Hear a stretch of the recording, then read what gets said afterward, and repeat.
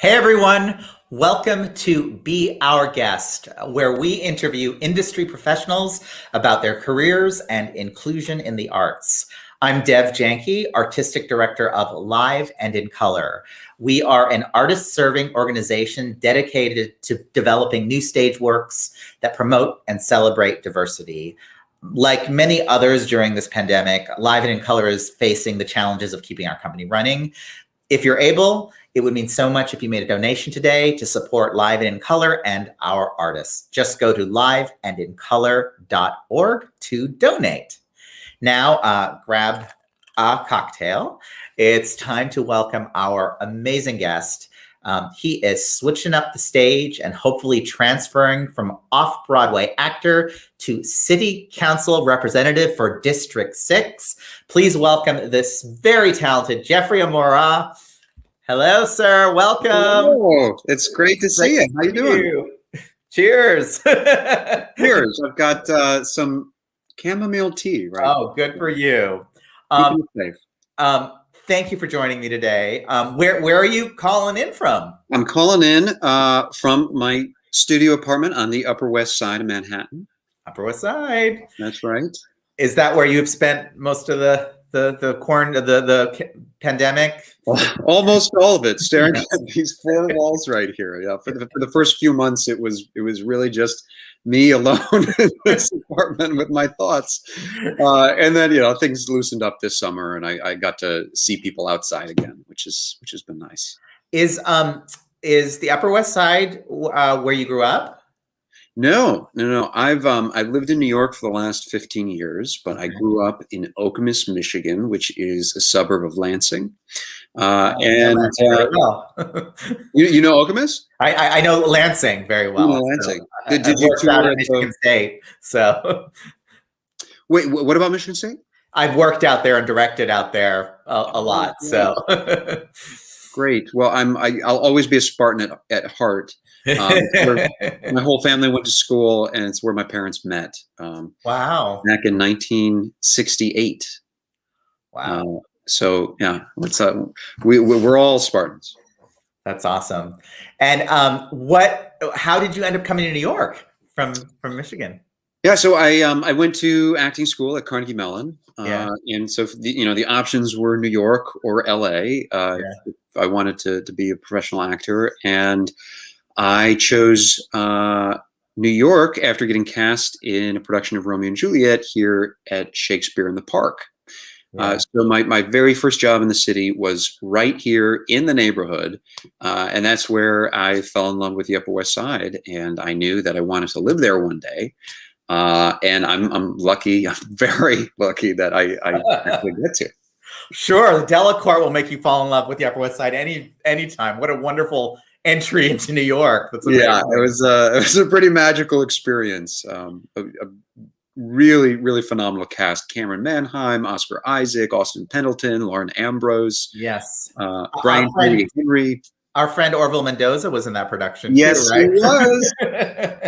That was our first collaboration together. Orville and I worked together many times. Yeah, me too. I've known him for like 25 years. So we have so many people in contact, and you've had a really wonderful career as an actor. There you are in Virginia Woolf. What originally drew you to theater as a young person? That production of Virginia Woolf that we did just lost all track of time. Yeah. 2019 up at the Weston Playhouse in Vermont. And Kristen Villanueva and I were the first Asian American Nick and Honey to, the first Asian American actor to ever play those roles. Which is kind of crazy because, that it's taken this long, but the play's been around for 60 years. Exactly. But what, as a young person, drew you to the theater and the stage? I didn't like playing outside. I watched a lot of TV when I was a kid. Yeah. And I knew from a very young age that was what I wanted to do. I loved watching the actors on TV, and I said to myself very early, I want to do that. There were not many TV opportunities in Lansing, Michigan, but there were some really great community theaters. And when I was about 12 years old, my mom, I was very fortunate to have supportive parents. And my mom encouraged me to audition for a production of Pinocchio at a local community theater. It was a world premiere musical. And I booked the title role. Wow. Yeah. So I was pretty hooked from there on out. That's wonderful. But then, the theater is where I found my people. Yeah. Middle school was a pretty brutal experience for me, as I imagine it is for a lot of people. But doing middle school theater is where I found people who understood me, and I understood them, and those. This will sound strange, but those same people that I met in middle school doing theater many years ago are still some of my very best friends. Oh, that's wonderful. That's really special. Prior to the pandemic, you were acting in many off-Broadway productions and even making a few television appearances. What made you decide to take a new path and run for city council? Yeah. So I serve on the board of directors of Actors Equity Association. Mm-hmm. It's the national council of the union. We represent more than 50,000 stage managers and actors nationwide, and things were going pretty well. We were pretty successful at raising wages and getting better benefits for our members and more job opportunities. And then the pandemic hit, and it shut our industry down, shut down all of our employers, and put all of our members out of work. And this past summer, we realized that help wasn't coming for us, and we were getting left out of the conversation at every level of government. So we started brainstorming, what can we do about this? And we realized that the HEROES Act was being negotiated in the U.S. Senate.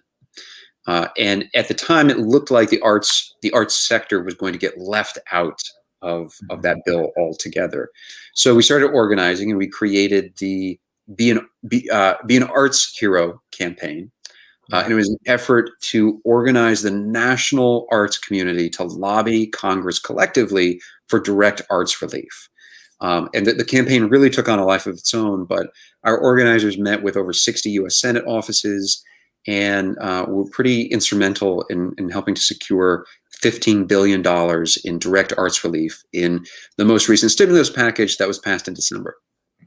It was an incredible thing. And I know so many of our fellow colleagues were involved in that, and it really hopefully is going to make a big difference for all of us. Yeah, $15 billion will ensure the survival of a whole lot of our stages. Yeah. But then I started thinking about what could be done here locally. New York City has the largest arts economy in the country, and I'd gotten to know the arts advocates on the city council pretty well. I had been lobbying city council for arts funding on behalf of off-Broadway theater companies. And the thing is, we have some really great arts advocates, like people like Jimmy Van Bramer, who chairs the Cultural Affairs Committee, Speaker Corey Johnson, who represents the theater district. They understand how important the arts is to New York City's economy. The problem is they're all term limited. Mm-hmm. So there may be no one left to advocate for the arts community at a time when we have been decimated by this pandemic. So after the 2021 elections, I am running to make sure that we have at least one arts advocate on the city council. Awesome. We so need it. I believe this isn't your first foray into politics, though. I heard as a young person back in middle school, you showed some interest in the political stage. Can you tell us a little bit about that? Yeah, well, so it's funny. I only remembered this story. If this is the story that you were thinking of, I only remember the story recently. When I was in middle school, I was bullied pretty relentlessly, and I was called names every day. It's kids all over the country experience this, and it makes it really difficult to learn when you get to school every day. So a few years later, a mentor of mine who happened to be my director, my community theater director, He was also this progressive activist in the Lansing area. And he said, hey, there is a hearing at the state legislature where they're going to be discussing legislation to prevent bullying in schools. Would you be interested in sharing your story with the state legislature? And I don't think I quite understood what that meant at the time, or just how big that was. But I said, sure, a captive audience. I'm. And how old were you at the time? I was probably 15. Wow. Yeah. So I went to the state legislature and I testified before the education committee. No pressure. Yeah. It took many years of organizing by many people, but Michigan finally passed anti-bullying legislation. Wow, that's amazing. I mean, I guess it's inevitable that you are doing what you do. You've done so much great work for our community and of artists. In 2016, you founded #FairWageOnStage. And through your campaign efforts, off-Broadway wages were raised a historic amount. Why was this such an important cause to you? Yeah, so in 2016, I returned to the Public Theater for production of Hamlet. Mm-hmm. And so our take-home pay from that contract was about $400 a week after taxes. And anyone who lives in New York City, especially Manhattan, knows that is not enough money to pay your basic expenses, let alone save money to like maybe have a family one day. Yeah. So I was having conversations with my castmates just about they were literally saying to me, I don't know how I'm going to pay rent this month. And this conversation was happening over and over again, and some friends were talking about this idea that they had called Fair Wage on Stage to organize the off-Broadway community. And I said, let me in there because we need to do something about this. And I met all of these like-minded people through this campaign who were just sick and tired of barely scraping by while starring in major off-Broadway productions, getting rave reviews in the New York Times, and bringing in tens of millions of dollars for these off-Broadway theater companies. Mm-hmm. So we organized the entire off-Broadway community to make video testimonials talking about how the sacrifices they had to make to have a life in the theater, and to wear buttons and sign petitions. And the campaign gave Actors Equity leverage at the negotiating table to really demand some real wage increases. And that year, we got between 32 and 83% wage increases. It was incredible. Historic. Yeah, absolutely historic. So now you're running for city council in District 6 on the Upper West Side. You spoke a little bit, there you are, looking handsome as ever. You spoke a little bit about how you ended up on the Upper West Side. Why do you love District 6 in this area? What drew you to the area?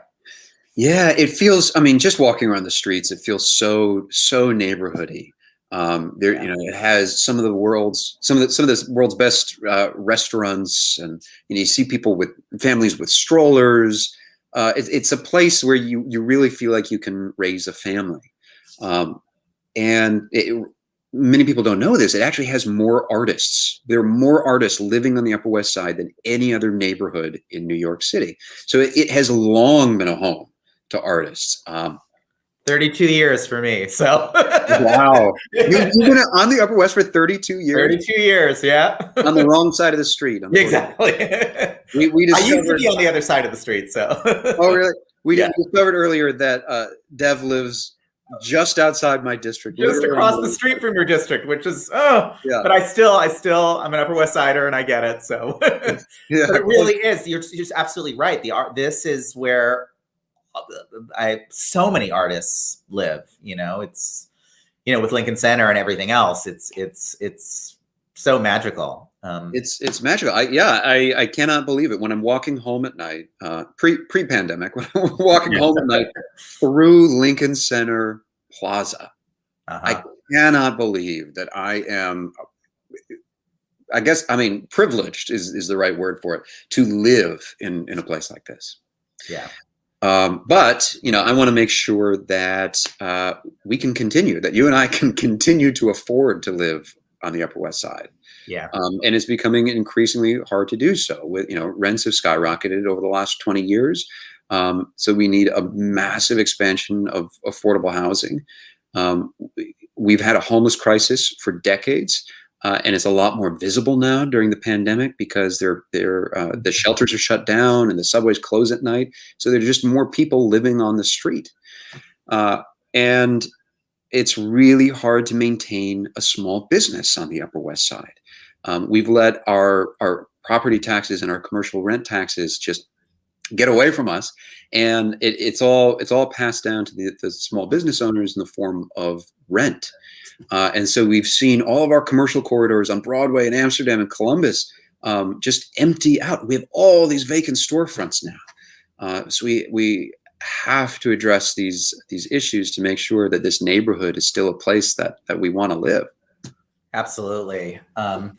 You know, one of the key areas you're focusing on to change is within arts and culture. And, you know, things are on every front very difficult right now. But can you talk about your plans to address, you know, these issues facing us moving forward? Sure. So one of the really exciting things to come out of the pandemic is the open culture law that they passed in December. And this will allow artists and cultural institutions to apply for a permit from the city to perform on our streets and plazas and parks. And most importantly, they can charge money for tickets to these events, which is game changing. And that program goes into effect March 1st. And so the city's still figuring out what this is going to look like in practice. But beginning March 1st, we're going to be seeing a lot more performances, live performances on the streets.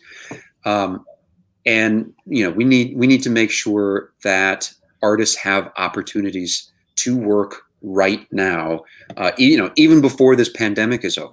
So, you know, we have all these vacant storefronts on the Upper West Side, and there are some community organizations that have turned some of those storefronts into art galleries. Well, why don't we do the same thing, turn them into rehearsal studios or performance spaces? Space is the most valuable resource for an artist, especially in a city that's so like New York. Yeah. And that's an opportunity for the city to connect artists with working space.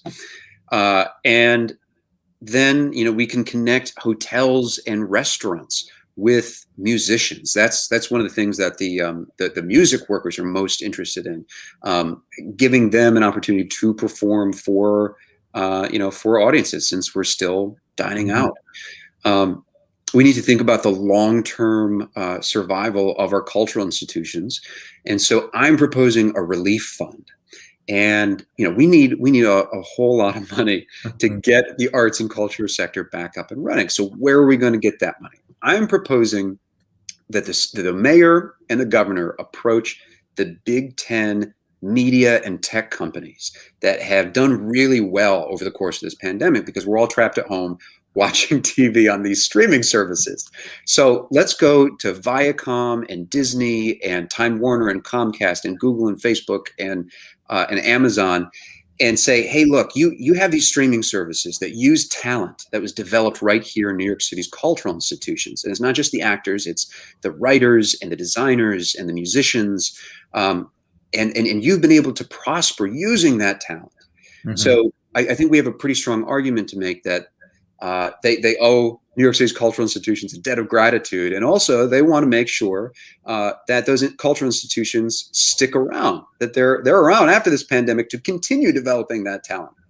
And if we got those 10 companies to donate just 0.2% of their cash on hand, not a tax, just what they have stored in their checking account, 0.2%, we would have a relief fund of $1.1 billion. And that could go to ensuring the long-term survival of our cultural institutions, and it could go directly to individual artists to make sure that they can continue living in this city. And then once it's safe to reopen, we've got to think about how do we get audiences back.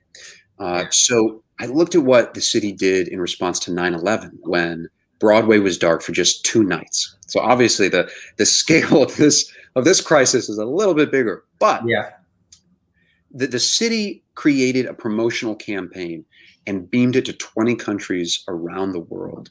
And they said, hey, Broadway is open for business. Come on back to New York. And it worked.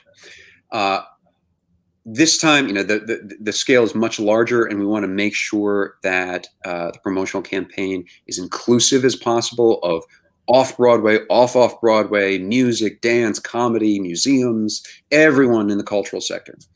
And then the city, like after 9/11, the city and the state can directly buy tickets to shows and give them away to community organizations and to tourists as a reward for eating at our restaurants and shopping at our retail stores. And I think it's pretty crucial that the community groups that they give those tickets to are in neighborhoods and communities that have historically been shut out of opportunities in the arts, who have not had access to see Broadway and off-Broadway shows. Mm-hmm. It's a way to develop the next generation of artists and arts patrons, and to correct historical inequities. So wow. those are some of the ideas, which are amazing because as with all of us in the business, there's so much conversation of what do we do, what do we do, what do we do, and there's so much confusion and so much angst and so much. And I have to say, like, what you've proposed is so clear. It makes sense. It's really inspirational. And it actually gives me a lot of hope that, there is a way out of this. And it's really exciting, actually. It's really, I actually have not heard it that clearly and I talked to a lot of producers and people in the city. So thank you. Yeah. I mean, there's one other big idea, and this might be, years away, but have you ever been to the Edinburgh Festival in Scotland? No, but I know it very, very well. Yes. Everyone should go if they have a chance. It's a month-long festival in Edinburgh, Scotland, where the world's arts community comes together and performs for a month straight. People from all over the world come to then see those productions and experience Edinburgh. So I'm proposing an Olympic-sized international arts festival in all 5 boroughs of New York City. Just imagine the economic activity that could generate. And that's, it's something that the city did after 9/11. They created the River to River Festival downtown to bring activity back to Lower Manhattan. So I'm proposing something in all 5 boroughs, really get people out. Yeah. Experiencing the arts, but then also shopping at our retail stores and our restaurants. That's the kind of that's the scale of the proposals that we need to be thinking about. Wow. Well, I'm in. I'm curious, how has being in the theater and being an actor prepared you for this role in politics? Yeah, it's so strange. I don't know how anyone who doesn't have a background in acting does this. Not because politics is acting, but politics is connecting with people. It's having genuine conversation. It's talking and listening. Like the most fundamental skill as an actor, talking and listening. Most importantly, listening. I don't know how they do it, but I keep saying everything I have ever done in my life, everything I have ever learned has I am calling on to use in this campaign. It is I'm having an absolute blast campaigning and meeting people all over the district. But it takes everything I have ever learned as a human being, especially as an actor and an artist. Yeah. Well, as I said, you take it very naturally to it, and it's really inspiring to see you doing this for all of us. Thank you. Our mission at Live and in Color is to connect diverse communities, to create new stage works. What does having a diverse working environment mean to you?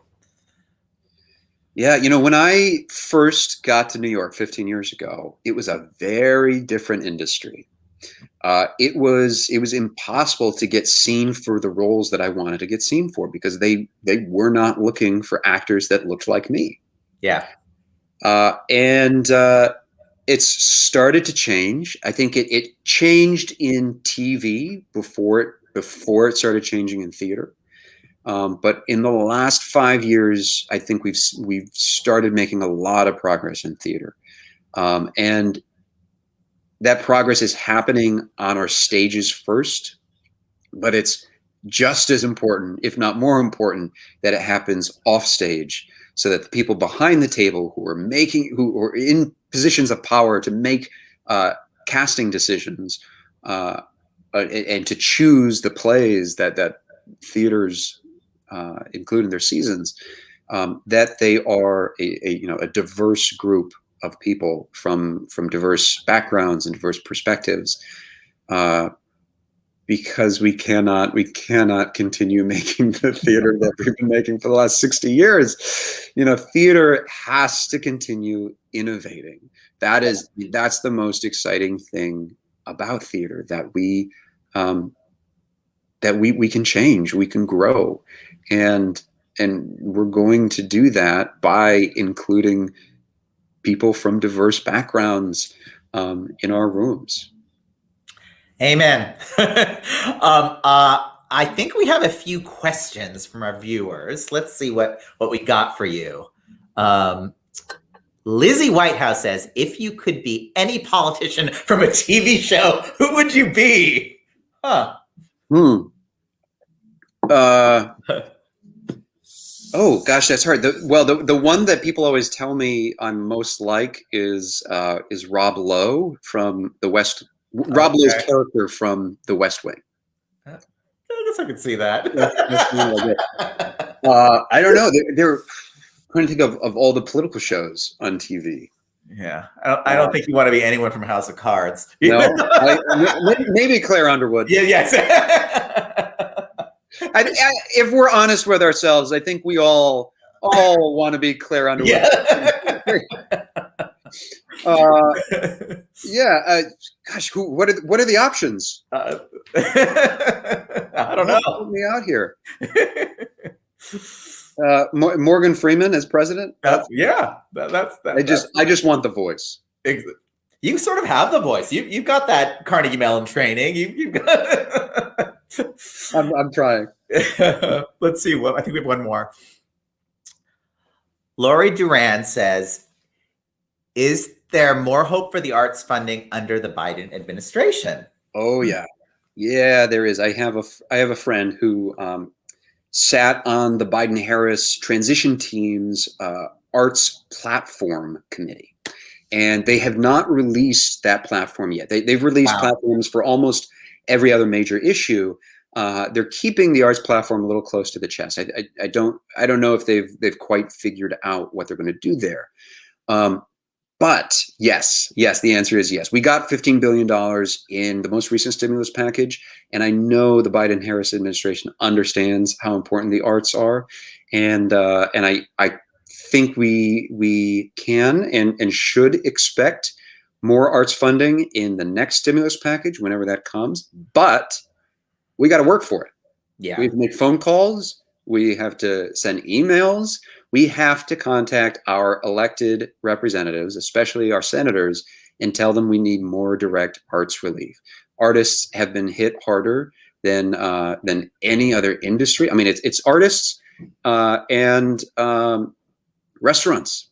Mm-hmm. Those are the industries that have been shut down, and the arts have been shut down consistently since March.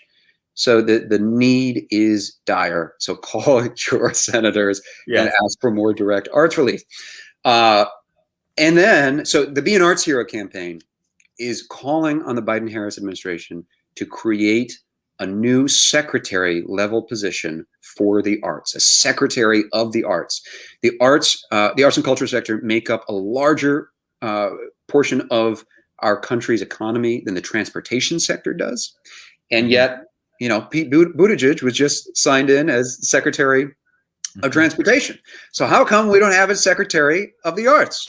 Yeah. I don't know if that's going to happen, but there's a really good potential we might get some kind of arts czar, one person in the White House to oversee arts policy for the entire country.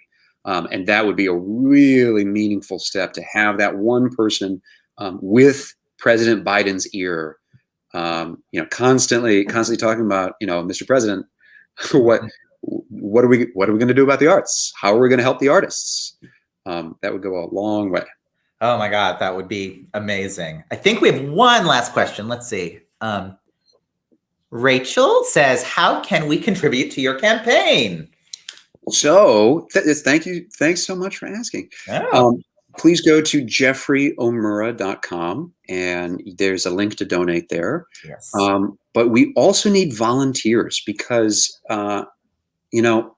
we've raised, the arts community has really rallied behind this campaign.